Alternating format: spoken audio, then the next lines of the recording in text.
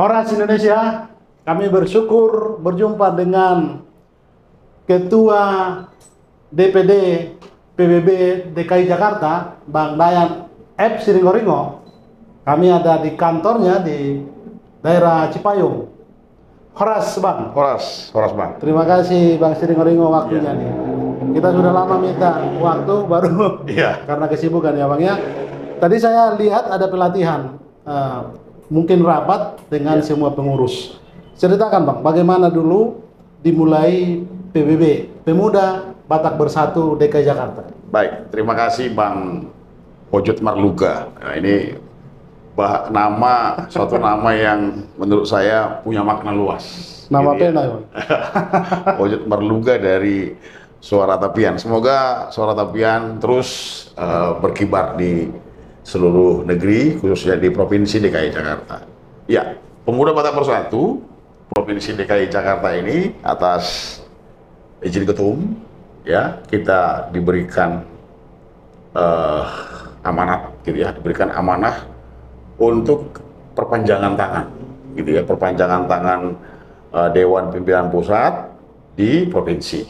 Nah, jadi kalau latar belakang sejarah perjuangan Pemuda Batak Bersatu ini sebenarnya sudah lama dan sudah banyak dilakukan orang-orang Batak pada umumnya di Jakarta, ya melalui paguyuban, melalui kumpulan-kumpulan marga, arisan dan sebagainya. Disebutlah itu pasadatahi atau satu nasib sepenanggungan dan sebagainya. Nah, jadi di DKI Jakarta sudah terbentuk itu di 5 kota administrasi Jakarta. Kemudian sudah terbentuk juga mencapai 40 pimpinan cabang yang tersebar di seluruh kecamatan dan 45 di tingkat kelurahan. Secara data kita nggak bisa sampaikan secara detail, tapi mencapai 9.600 anggota. Mungkin dari sumber daya manusia kita tidak pertanyakan lagi karena di 5 wilayah tadi pasti orang Batak banyak di sana. Iya. Tapi bagaimana misalnya pelatihan berkala dilakukan agar sinergi dan kemampuan saling terkoneksi memahami tujuan organisasi begitu? Ya, jadi sekali lagi instruksi Ketua Umum kita, Bapak Lapok Fernando Siombing, dalam komunikasi intens yang kita bangun, kita ditugaskan untuk meningkatkan 2D namanya. Kualitas 2D ini daya dan dana, gitu ya, sumber daya. Jadi kalau sudah bicara sumber daya, artinya harus ada upgrade skill, gitu ya, upgrade kemampuan menjalankan tugas pokok dan fungsi. Secara berkala, memang dari organisasi kaderisasi keanggotaan kita terus melakukan komunikasi kepada para narasumber seperti yang terakhir kita lakukan di bulan Februari lalu, mendatangkan motivator, ya, menjadi sumber daya yang berkarakter unggul, ya, bahwa kualitas sumber daya ini dikelola, dimanage dengan baik sehingga passionnya itu menjadi organisasi yang dirasakan oleh masyarakat dan semakin dicintai oleh masyarakat. PBB, Pemuda, kita Batak itu ada 5. Iya. Ada juga yang menyebut 6 puak begitu. Iya. Kita selalu mengatakan memang Batak itu satu begitu, tapi kita tidak bisa juga menafikan banyak juga kelompok misalnya segelintir yang menyebut kami bukan Batak. Tetapi bagaimana peran dari PBB yang juga sudah menyebut namanya Pemuda Batak Bersatu ingin merangkul semua puak-puak ini? Ya, jadi 5 puak, ya. Jadi memang kita harus menghormati yang menjadi pemikiran atau kerangka berpikir kawan-kawan dari 5 puak ini, gitu ya. Jadi memang kalau bicara tentang berapa jumlah Bataknya, tapi secara data yang kita ketahui memang itu ada 5.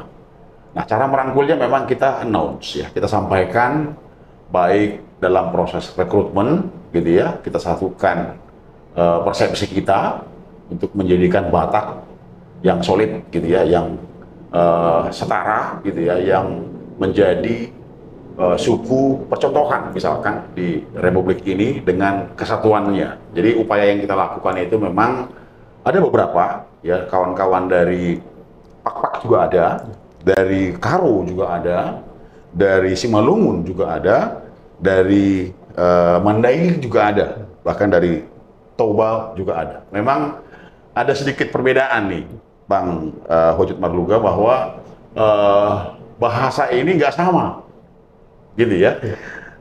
Bahasa Toba beda, bahasa Simalungun beda, bahasa Karo beda, bahasa Pak atau Mandailing juga berbeda. Namun memang masih ditemukan yang mendominasi Batak Tobanya. Jadi memang ini menjadi PR kita, ya harus kita gunakan ya bahasa Indonesia sebagai bahasa pemersatu di 5 puak ini, sehingga benarlah bahwa kebinekaan itu tercipta mulai dari ke-5 puak itu.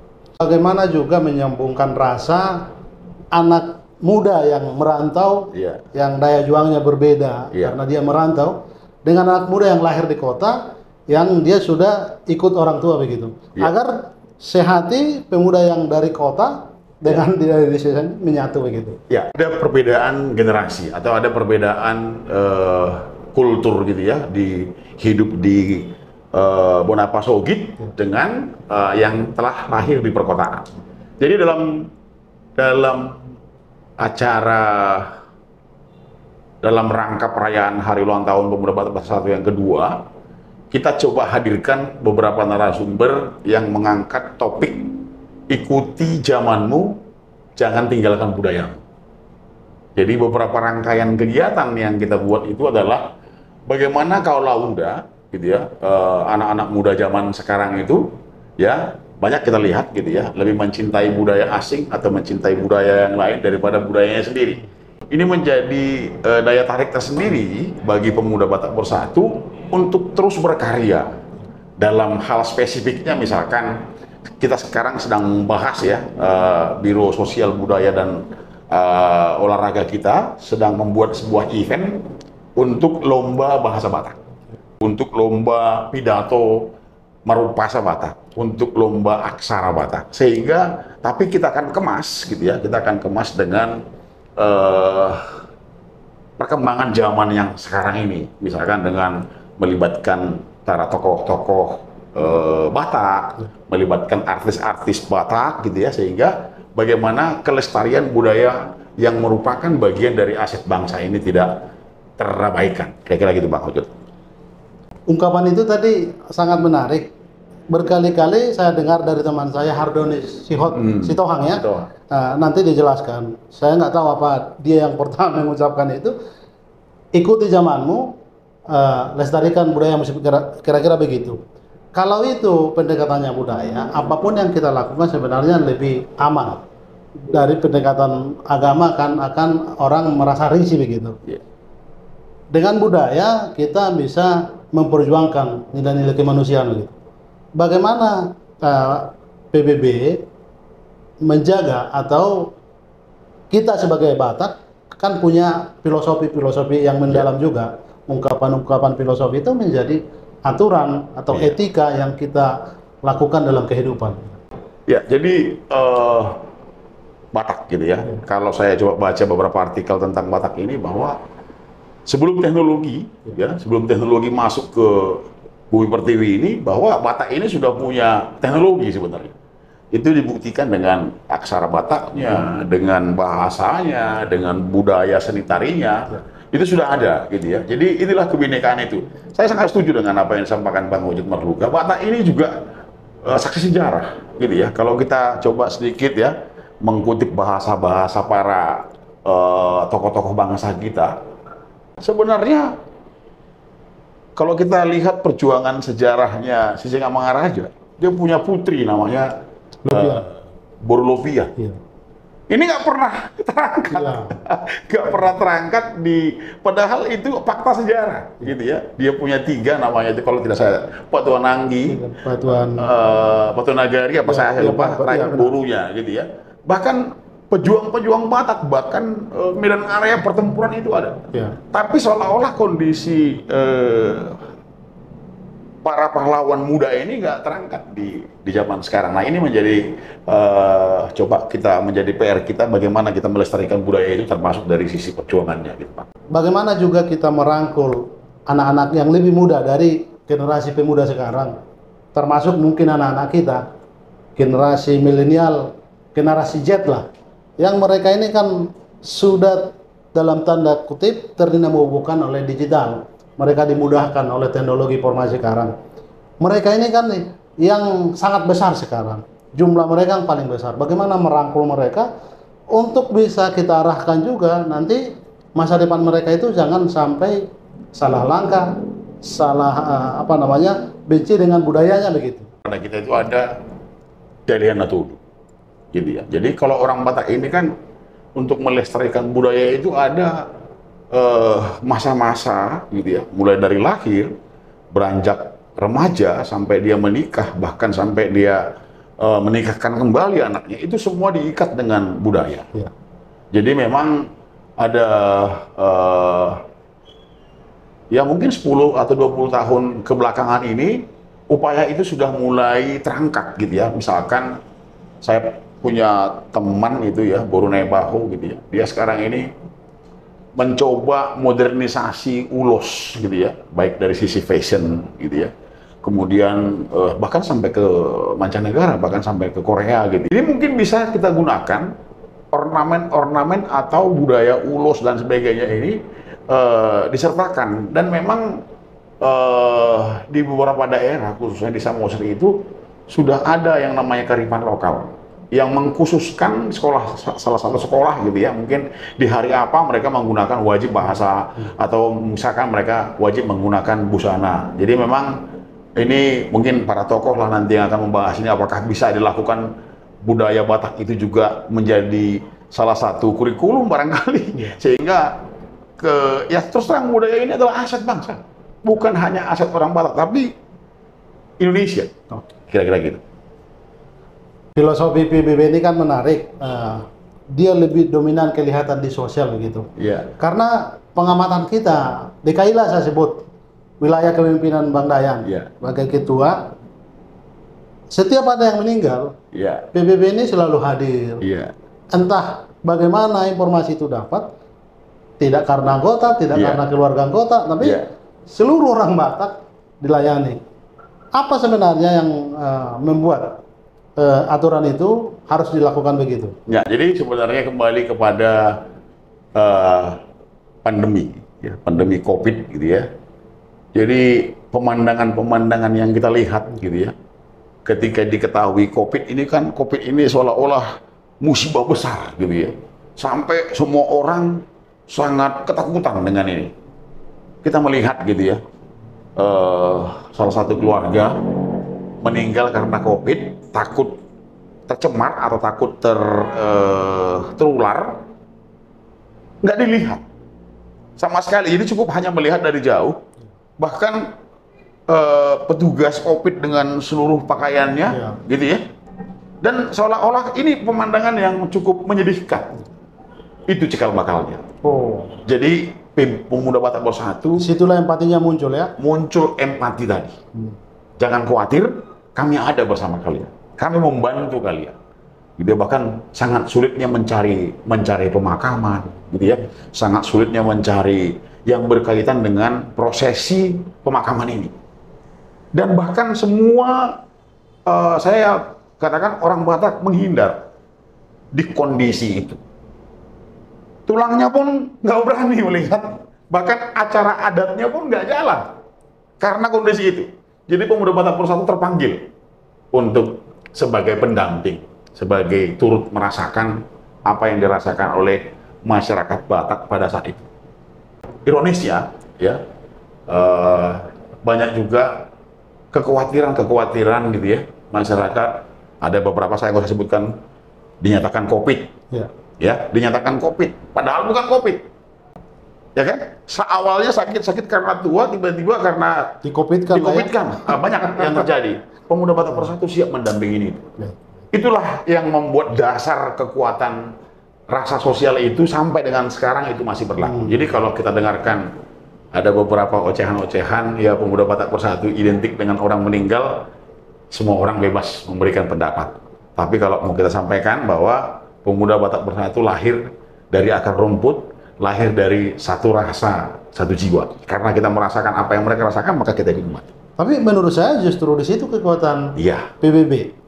PBB ini kan sudah besar. Ya. Nanti dijelaskan ya. Fenomena yang membuat terhenyuh juga ketika misalnya PBB ini hadir begitu satu hari ada informasi intimidasi di Cikarang. Iya. Ada gereja pos pelayanan sebenarnya, bukan gereja, tapi diintimidasi, lalu 5.000 kalau nggak salah atau hampir 10.000 atau nanti dijelaskan itu datang ke sana pemuda Batak Bersatu. Lalu perkara yang terakhir ini Joshua dikawal sampai tuntas dan belakangan ya PS itu juga ditolak itunya peninjauan kembali. Pertanyaan kemudian, karena ini sudah besar, kita melihat plusnya kan, tapi ada juga negatifnya. Kita takut jadi nanti anarki, jadi kekuatan fisik sementara yang selalu ditonjolkan begitu. Bagaimana pendapat? Nah, saya setuju sekali ya. Sebenarnya kecemasan, kekhawatiran ya dari masyarakat Indonesia, khususnya orang Batak Kristen, gitu ya. Jadi Pak Jokowi alih-alih mengatakan melanggar konstitusi, gitu ya. Jadi kebebasan beragama, harusnya pemerintah hadir memfasilitasi itu, gitu ya. Harusnya pemerintah hadir membantu, apakah itu izin, apakah itu, dan bukan justru membuat sebuah aturan yang misalkan syarat pendirian gereja, ya harus terdiri dari 90 jemaat, ya kan? Harus ditandatangani 60 warga. Nah, ini kan sebenarnya syarat-syarat ini apa? Sampai segitunya gitu ya. Sampai segitunya apa? Harus ada 90, harus ada 60, harus ada, terlalu ribet menurut kita ya. SKB 2 Menteri itu saya sudah baca juga kebetulan persyaratan pendirian. Itu memang perlu ditinjau kembali ya, perlu dicoba disosialisasikan kepada yang jangan bikin aturan tapi nggak berdasarkan kebutuhan masyarakat itu sendiri ya. Kalimat toleransi atau kalimat intoleran sebenarnya menurut saya ya tidak perlu disebutkan lagi, tapi mestinya apa? Jangan ada istilah minoritas dan mayoritas. Harusnya apa? Penyetaraan. Harus setara. Jadi jangan ada kalimat yang mengatakan minoritas. Apa dikotomi antara minoritas dan mayoritas dalam perjuangan Republik Indonesia? Tidak ada. Yang harusnya ada apa? Penyetaraan. Kenapa disebut harus setara hak dan kewajiban perempuan dan laki-laki? Kalimat setara ini juga perlu digunakan sebagai identitas. Tidak ada minoritas dan tidak ada mayoritas di Republik Indonesia ini. Dan semua itu dilindungi oleh konstitusi. Nah, terkait Cikarang, ada beberapa oknum lah ya. Saya bisa sebutkan dari sumber mana atau dari mana. Pelarangan tadi, ya. Rasa-rasanya kita, gitu ya, orang-orang muda yang harusnya dilindungi oleh para bapak-bapak kita yang di atas sana, yang memfasilitasi segalanya, ya, keterkaitan kebebasan umat beragama. Kita terpanggil turunkan sekitar 7.000 untuk HKBP Cikarang, dan puji Tuhan tidak ada lagi masalah terkait HKBP yang di Cikarang. Nah, tadi ada pertanyaan tentang kondisi Brigadir Joshua. Semuanya itu terpanggil. Ya. Kita terpanggil sebagai anak bangsa, gitu ya. Kita sebagai anak bangsa melihat ada kejanggalan-kejanggalan, rasa-rasanya perlu kita suarakan. Dan kita sudah bersuara untuk itu, ya, dan didengarkan, gitu ya, oleh pemerintah agar supremasi hukum, gitu ya, agar penegakan hukum di Indonesia itu benar-benar real terjadi di negara kita. Seperti itu. Sebagai ketua, ini perlu kepemimpinan, perlu pengaruh, karena ini anggota kan mayoritas anak-anak muda begitu, karena pemuda ya, di bawah umur 40 tahun. Kita tahu secara manajemen umur di bawah 40 tahun ini lebih menonjol emosi. Kalau di atas 40 mungkin sudah terkontrol. Sebagai ketua, bagaimana misalnya mengarahkan kekuatan dari massa ini? Ini kan massa ini, organisasi massa sebenarnya. Bagaimana mengendalikan agar terkontrol, tujuannya jelas, jangan anarki. Kembali pertanyaan saya begitu. Jadi memang beberapa orang tua juga mengatakan itu, Bang Hojud Marluga, bahwa memimpin orang Batak itu tidak semudah yang kita pikirkan. dinamikanya, polemiknya cukup kencang, gitu ya. Jadi memang dibutuhkan apa ya? Dibutuhkan kesabaran, gitu ya, dibutuhkan kemampuan menganalisa dan sebagainya. Karena akar rumput ini dari semua sumber, ya, dari semua profesi, dari semua kalangan ada di Pemuda Batak Bersatu. Dari pendidikan rendah sampai pendidikan tinggi juga ada. Tapi yang kita selalu sampaikan adalah membangun kesepakatan-kesepakatan, membangun kebersamaan, gitu ya. Jadi kawat kecil bisa mengikat besi yang besar, gitu ya. Jadi kita kita keberagaman ini, ya, keberagaman ini yang kita terus lakukan, dan memang sekali lagi tugas kita memang sebagai pengurus, gitu ya, harus diharapkan mampu untuk mengakomodir semua kepentingan anggota, walau sebenarnya tidak bisa kita memuaskan semua orang karena kita bukan alat pemuas, gitu ya. Tapi ini sebuah tantangan tersendiri, ya, kenikmatan tersendiri dari seni memimpin kawan-kawan kita yang ada di kader-kader Pemuda Batak Bersatu. Nama PBB itu di belakangnya terbranding bersatu. Saya kutip karena Abang tadi sebut filosofi, mungkin pertanyaan terakhir saya, Bang. Bagaimana lidi itu kuat karena menyatu begitu. Soal bersatu itu, bersatu hanya pemuda di organisasi PBB, saya kira sudah kuat ya, tapi bagaimana juga menyambung rasa, menyambung kekuatan, sinergi dengan ya organisasi lain, mungkin Penguatan Marga, mungkin organisasi pemuda Batak yang lain, agar kita saling kuat begitu. Ya, Pemuda Batak Bersatu, gitu ya. Kalau kita lihat perjuangan orang-orang Batak yang selama ini kan single factor.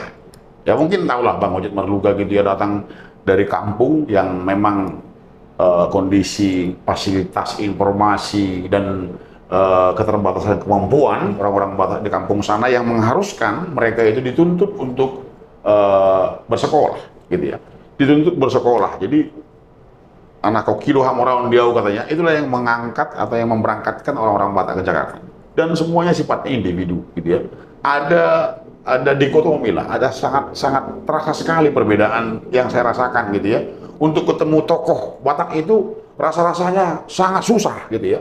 Jadi harapannya, halo kawan-kawan, halo bapak-bapak yang sudah menjadi garam, jadilah menggarami, gitu ya. Bukan lagi garam yang sekedar garam, tapi harus garam yang menggarami. Banyak potensi-potensi yang dimiliki oleh orang-orang Batak yang butuh kolaborasi, butuh terhubung, gitu ya, sehingga rasa kepemilikan dia sebagai orang Batak itu merasa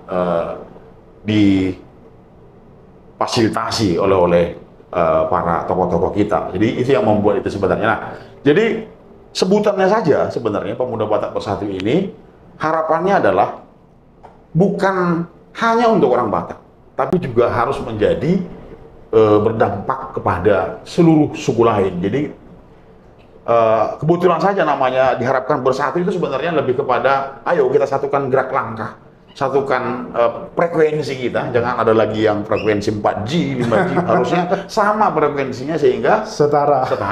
Kira-kira gitu. Jadi Pemuda Batak Bersatu ini sebenarnya banyak sekali definisi-definisi, nggak cukup mungkin kita bahas dalam waktu yang singkat seperti ini. Cuman ada ada seolah-olah ada kasta, ya, dari akar rumput ini sangat sulit untuk menjangkau atau berkomunikasi dengan para tokoh-tokoh yang sudah katakan survive, gitu. Yang mendapat privilege, hak istimewa. Iya. Mungkin dari negara, mungkin dari fasilitas apapun. Iya, betul, gitu ya. Jadi ya kita sebagai anak bangsa harus bersama-sama untuk Indonesia maju tentunya, untuk Indonesia maju sesuai harapan Pak Jokowi kita. Ya kita mulai harapannya percontohan itu bisa ditularkan. Salah satu suku terbesar di Indonesia, mungkin ketiga kali ya setelah suku nomor Jawa. 3 setelah Jawa, Sunda, dan Batak. Gitu ya. Jadi mungkin ini menjadi harapan ketua umum kita, ya. Passionnya sangat jelas, ya. Passionnya sangat jelas.